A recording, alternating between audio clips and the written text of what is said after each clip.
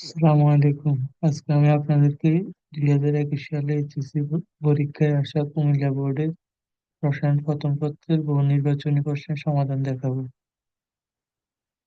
প্রথম যে প্রশ্নটি এসেছিল, উদ্দীপক দেওয়া আছে, দুটি প্রশ্নের উত্তর দেওয়া হবে। কি ডিগ্রি সেলসিয়াস তাপমাত্রায় 2 এটিএম চাপে এমনির বিক্রিয়াটি সাম্য অবস্থায় আছে? A2B4 গ্যাসীয় অবস্থা থেকে 2AB2 হয়েছে। ডেল এইচ সমান 55.3 কিলোজুল।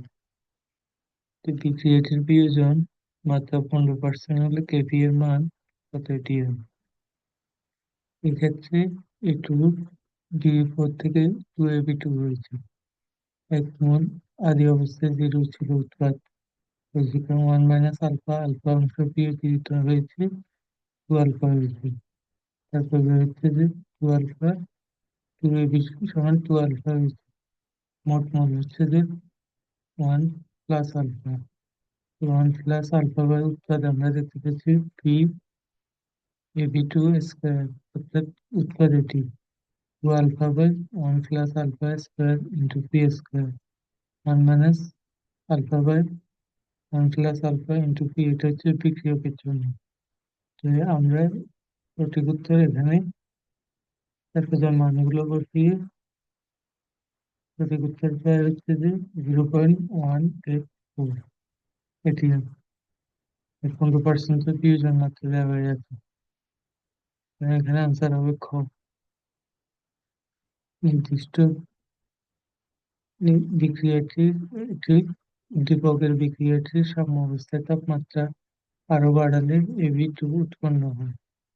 আর হচ্ছে যে চাপ বাড়ালে কেপি এর মান বাড়বে, কেসি সমান কেপি আর3 - 1। 3 নাম্বারটা হবে না, কারণ ডেল এন হচ্ছে যে 1, মানে -1 ধরা আছে। সুতরাং সঠিক উত্তর হবে 1 ও 2।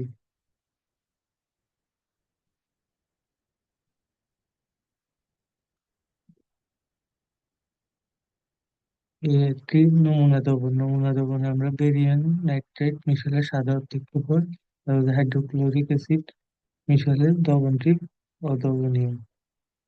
তো নমুনা দ্রবণটি, এটি হচ্ছে যে সালফেট। সালফেটকে বেরিয়াম নাইট্রেটে দিলে বেরিয়াম সালফেটের সাদা উদ্দীপক। আর কার্বনেট হলে HCl লবণ দিলে এখানে বুদবুদ দেখা দিত। তো সুতরাং এটি হবে গ নম্বর, সালফেট। পরবর্তী প্রশ্ন, বিশুদ্ধ খাদ্য লবণের ক্লাসের নিম্নে কোনটি ব্যবহৃত? Hydrochloric acid.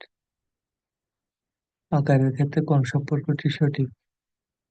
এই সোডিয়াম থেকে যখন একটি ইলেকট্রন সরিয়ে নেওয়া হয়েছে, সোডিয়াম প্লাস হয়েছে, তখন ইলেকট্রনের আকার একটু চুপসে গেছে, কারণ প্রোটনের সংখ্যা বেড়ে গেছে।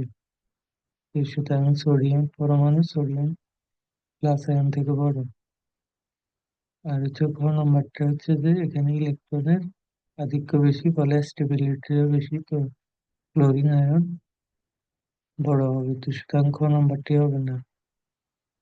আর এখানেও আমরা দেখতে পাচ্ছি ম্যাগনেসিয়াম প্লাসের থেকে অ্যালুমিনিয়াম প্লাসের প্রোটন সংখ্যা বেশি বেড়ে গেছে, ওই কারণে অ্যালুমিনিয়াম ছোট হবে। আর খ নম্বরের একই লজিক ক নম্বরে হবে। তো সুতরাং এখানে সঠিক অ্যান্সার হবে ক নম্বর। ধাতুর গলনাঙ্ক। ধাতুর গলনাঙ্ক বৃদ্ধি পায় যখন ধাতব ক্লাসে মুক্ত ইলেকট্রন বেশি থাকে, আয়নীকরণ বিভব হ্রাস পায় এবং পরমাণুর আকার ক্ষুদ্র হয়। 1, 2, 3 এখানে তিনটি সঠিক, সুতরাং সঠিক অ্যান্সার গ। আর হচ্ছে যে পরবর্তী মৃদু তড়িৎ বিশ্লেষণের বিয়োজন মাত্রা ও ঘনমাত্রার মধ্যে সম্পর্ক কি? বিয়োজন মাত্রা ও ঘনমাত্রার মধ্যে সম্পর্ক হচ্ছে যে আলফা সমান √Ka/c। কারণ সঠিক অ্যান্সার হবে যে বিয়োজন মাত্রা ঘনমাত্রার বর্গমূলে স্থানুপাতিক। নিচের কোনটি বাফার দ্রবণ হিসেবে কাজ করে? এখানে আমরা জানি যে দুর্বল অ্যাসিড এবং উহার সবল অ্যাসিডের লবণ হবে, সুতরাং অ্যান্সার হবে কোন। রাসায়নিক বিক্রিয়ার সাম্য অবস্থার বৈশিষ্ট্য কোনটি? বিক্রিয়ার সমাপ্তি, না বিক্রিয়ার চলমান থাকবে, বিক্রিয়ার একমুখিতা, না বিক্রিয়ার দ্বিমুখী হবে, প্রভাবকের প্রয়োজনীয়তা। প্রভাবকের প্রয়োজনীয়তা হবে না, প্রভাবকের কোনো ভূমিকা থাকে না, সামনের স্থিতিশীলতা, সুতরাং 4 নম্বরটা হবে।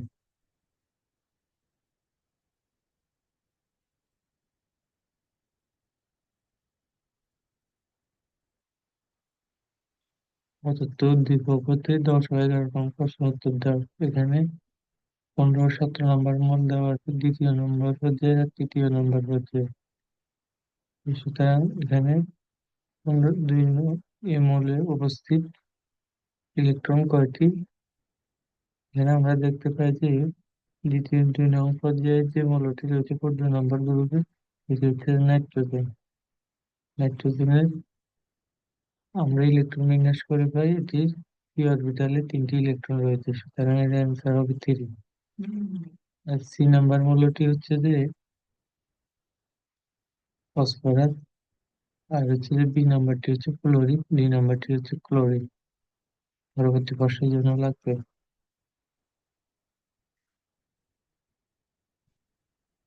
উদ্দীপকের মৌলসমূহের ক্ষেত্রে এর হাইড্রাইড চতুস্থলে, এর হাইড্রাইড হচ্ছে যে অ্যামোনিয়াম, সুতরাং আকৃতি পিরামিড 1 নং সঠিক নয়। আর CD5 হচ্ছে যে ফসফরাস পেন্টাক্লোরাইড, সুতরাং যদি একটি সঠিক না হয়, পরবর্তী 2টি সঠিক হবে, 2 ও 3। তারপরে এখানে দেওয়া আছে ফসফরাস পেন্টাক্লোরাইড অষ্টক সম্প্রসারণ, আর হচ্ছে যে বোরন BuCD নাম্বার ক্ষেত্রে ফ্লোরিন ও ক্লোরিনের ইলেকট্রন শক্তি বেশি, ক্লোরিনের ইলেকট্রন শক্তি বেশি হবে, কারণ ক্লোরিনের এনাফ স্পেস আছে, ক্লোরিনের ক্ষেত্রে নেই। সমমোলার গ্লুকোজ ও ফ্রুক্টোজ মিশ্রণকে কি বলে? ইনভার্ট সুগার বলে। কোনো ইলেকট্রনের জন্য কোয়ান্টাম সংখ্যার কনসেপ্টটি গ্রহণযোগ্য। N1 হলে L হবে N-1, সুতরাং এখানে L হবে 0, সুতরাং প্রথম ক্রিয়া হবে না। আর দ্বিতীয় নম্বরে N2 দেওয়া আছে, L0 দেওয়া আছে।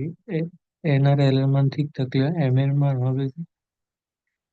মান 0 হতে হবে, কারণ M এর মান হচ্ছে +L থেকে -L। যেহেতু L এর মান 0, M এর মান 0 হতে হবে, সুতরাং 2 নম্বর অপশনটি হবে না। আসুন 3 নম্বর অপশনে। 3 নম্বর অপশনে N হচ্ছে যে 4, আর হচ্ছে যে L হচ্ছে 2, আর M হচ্ছে -1, সুতরাং আর -1/2, সুতরাং এটি সঠিক, কারণ M এর মান L অপেক্ষা ছোট। আর 3 নম্বরে M এর মান 4 নম্বরে M এর মান বেশি, -2, যেহেতু L এর মান থেকে M এর মান বড়, সুতরাং এটি হবে না, এটি ভুল। সুতরাং সঠিক অ্যান্সার 3 নম্বরটা। 4, 2, -1, -1। নিচের কোন পিএইচ এর মানটি 1 মোলার HCl লবণের জন্য প্রযোজ্য?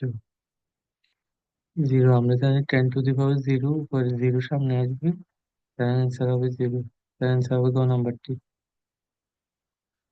নিচের কোন যৌগ তুলনামূলক হাইড্রোজেন বন্ধন উপস্থিত? পানিতে প্রচুর হাইড্রোজেন বন্ধন উপস্থিত। নিচের কোন যৌগের ক্ষারীয় মূলকে ডি অরবিটালে ইলেকট্রন আছে? স্ক্যান্ডিয়াম, টাইটেনিয়াম, আর হচ্ছে ক্রোমিয়াম, আর হচ্ছে ক্যালসিয়াম। ক্যালসিয়াম দ্বিবলক মূলক, তার মধ্যে হচ্ছে যে স্ক্যান্ডিয়ামের 3+এ ডি ডি ডি অরবিটাল শূন্য, সুতরাং স্ক্যান্ডিয়াম হবে না। টাইটেনিয়াম ক্লোরাইডেও দ্বিবলকের কোনো ইলেকট্রন নেই, সুতরাং এখানে হবে ক্রোমিয়াম সালফেট, সঠিক আছে। ম্যাগনেসিয়াম হাইড্রোক্সাইড ও অ্যালুমিনিয়াম হাইড্রোক্সাইডের মধ্যে অ্যালুমিনিয়াম হাইড্রোক্সাইড অধিক সমযোজী, কারণ অ্যালুমিনিয়াম 3+, 3+ হওয়াতে ক্যাটায়নের আকার ক্ষুদ্র, ক্যাটায়নের আকার ক্ষুদ্র হলে তার পোলার আয়ন বেশি। ম্যাগনেসিয়াম অপেক্ষা অ্যালুমিনিয়াম ছোট, সুতরাং এটি অধিক সমযোজী। আর ম্যাগনেসিয়াম হাইড্রোক্সাইডের গলনাঙ্ক বেশি, এটিও সঠিক। আর ম্যাগনেসিয়াম হাইড্রোক্সাইড অপেক্ষা অ্যালুমিনিয়াম হাইড্রোক্সাইড দুর্বল ক্ষার, তাই এখানে সঠিক উত্তর হবে 1, 2, 3। 100 ml 0.01 মোলার HCl এবং 70 ml 0.02 NH4 দ্রবণকে মিশালে মিশ্রণের প্রকৃতি হবে কেমন? এখানে HCl এর আমরা পাই 1 ml 1 মোলার, আর হচ্ছে যে অ্যামোনিয়াম হাইড্রোক্সাইড, এখানে অ্যামোনিয়াম ক্লোরাইড লেখা হবে, অ্যামোনিয়াম হাইড্রোক্সাইড সেখানে পাই 1.4 ml 1 মোলার। অ্যামোনিয়াম হাইড্রোক্সাইডে অতিরিক্ত থাকবে 0.4 ml। তো সুতরাং এটি হবে, অবশিষ্ট অ্যামোনিয়াম হাইড্রোক্সাইড বেশি থাকে, তো সুতরাং এটি হবে ক্ষারীয় পাপা। কোন যুগটিতে বন্ধন কোণ সর্বোচ্চ? আমরা দেখতে পাই এখানে ইথাইন দেওয়া আছে, ইথিন দেওয়া আছে, অ্যামোনিয়া দেওয়া আছে, আর হচ্ছে যে হাইড্রোজেন সালফাইড দেওয়া আছে। এখানে আমরা দেখতে পাই ইথাইনে হচ্ছে যে 180 ডিগ্রি, ইথিন হচ্ছে 120 ডিগ্রি, আর হচ্ছে অ্যামোনিয়া হচ্ছে 160 ডিগ্রি, আর হাইড্রোজেন সালফাইড হচ্ছে 92 ডিগ্রি। সুতরাং এখানে আনসার হবে ক নাম্বারটা, 180 ডিগ্রি সর্বোচ্চ কোণ ইথাইনের। আলফা কোণের বৈশিষ্ট্য কি? আলফা কোণ হচ্ছে দ্বি ধনাত্মক হিলিয়াম নিউক্লিয়াস। দ্বি ধনাত্মক হিলিয়াম নিউক্লিয়াস, এতে কোনো ইলেকট্রন নাই। এতে দুইটি প্রোটন ও দুইটি ইলেকট্রন থাকে। এটি ভুল, কারণ কোনো ইলেকট্রন থাকে না। এটি খুব ধীর গতি সম্পন্ন না, এটি গতি সম্পন্ন। ইয়ে ধনাত্মক চার্জিত কোণ। হ্যাঁ, এটার সঠিক। আর হচ্ছে যে ইয়ের ভর সংখ্যা 2 না, এটার ভর সংখ্যা 4। তো সেটা সঠিক অ্যান্সার হবে গ নাম্বারটা, 3 নাম্বারটা। কোনটি রঙিন যৌগ? এখানে যদি আমরা অ্যালুমিনিয়াম হচ্ছে যে ডি বলক না, সুতরাং খ নম্বর অপশনটি বাদ যাবে। আর গ নম্বর অপশনটি হচ্ছে জিঙ্ক। জিঙ্ক 2 প্লাসে ডি অরবিটাল সম্পূর্ণ থাকে। এখানে ডি অরবিটাল আংশিক সম্পূর্ণ থাকতে হবে রঙিন যৌগ হতে হলে, অর্থাৎ D1 থেকে D9 থাকতে হবে। স্ক্যান্ডিয়ামে 3 প্লাসে কোনো ডি ব্লকে কোনো ইলেকট্রন থাকে না, তো সুতরাং 4 নম্বর অপশনটি বাদ। আর এখানে পুরো ডি অরবিটাল সম্পূর্ণ থাকে, সম্পূর্ণ ডি অরবিটাল সংখ্যা হবে না জিঙ্ক সালফাইডে। আর নিকেলে ডি অরবিটাল আংশিক পূর্ণ থাকে, তো সুতরাং এখানে ক নম্বরটি অ্যান্সার হবে। কিসের পরিবর্তনের ফলে সাম্যাদিভোগে পরিবর্তিত হয়? হচ্ছে তাপমাত্রা। পোর পরমাণু মডেল ব্যাখ্যা করতে পারে কোনটি? লিথিয়াম প্লাস আয়নের বর্ণালী না, এক ইলেকট্রন বিশিষ্ট পরমাণু শুধু বোর পরমাণু মডেল ব্যাখ্যা করতে পারে। হিলিয়াম প্লাস পারে, লিথিয়াম 2 প্লাস পারে। সুতরাং 1 নম্বর অপশনটি হবে না। 1 নম্বরের অপশনটি যেহেতু হবে না, বাকি দুইটি সঠিক। আবর্তনশীল ইলেকট্রনের শক্তি শোষণ ও বিকিরণ, আছে ইলেকট্রনের কণিক ভরবেগ এমবিআর সমান NH/2 পাই। সঠিক অ্যান্সার 2 ও 3।